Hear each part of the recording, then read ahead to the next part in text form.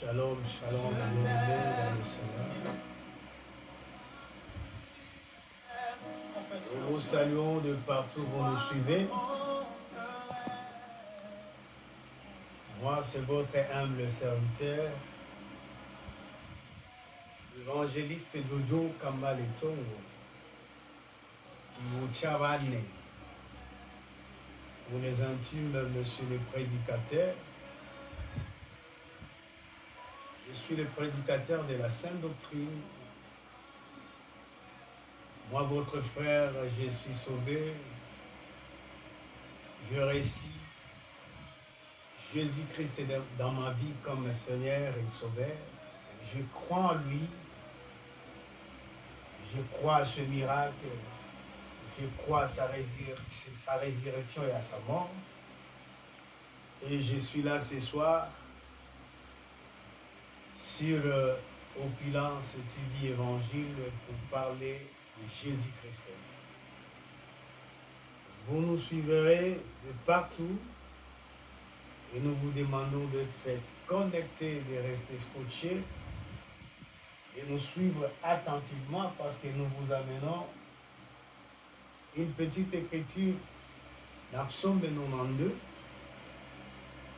Psaume chapitre 92, verset 11e à 14e, nous lisons au nom de Jésus.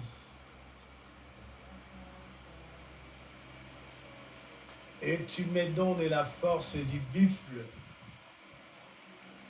Je suis arrosé avec une huile fraîche. Mon œil se plaît à contempler mes ennemis et mon oreille à attendre mes méchants adversaires. Les justes croissent comme le palmier. Ils s'élèvent comme le cèdre des Liban, planté dans la maison de l'Éternel.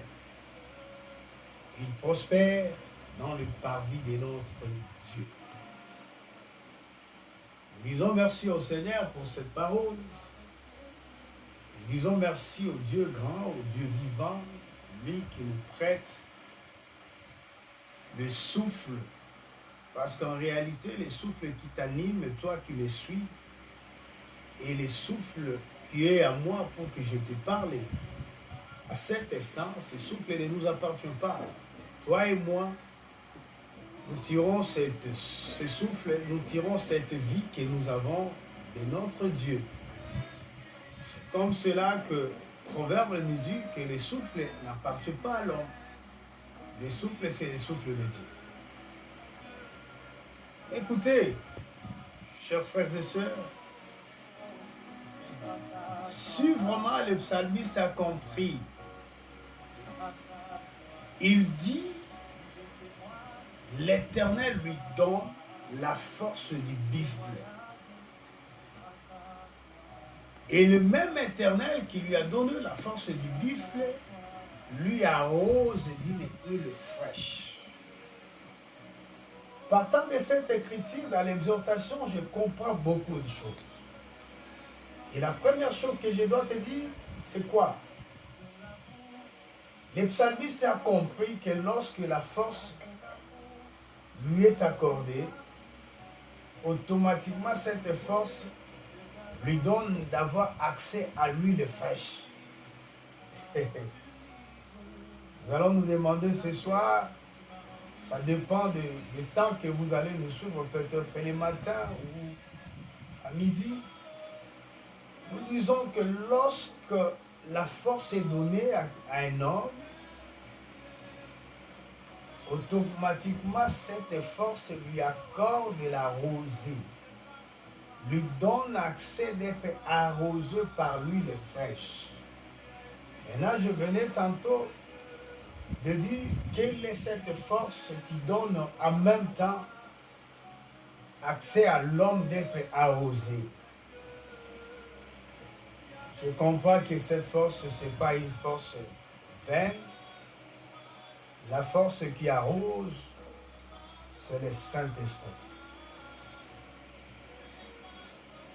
Garde ça en toi et dis-toi encore à cet instant que si le Saint-Esprit t'est accordé, si le Saint-Esprit vient à toi comme une force, si le Saint-Esprit vient à toi, vient dans ta vie comme une puissance, parce que là, quand nous parlons de la force, nous sous-attendons qu'il y a une puissance qui est là.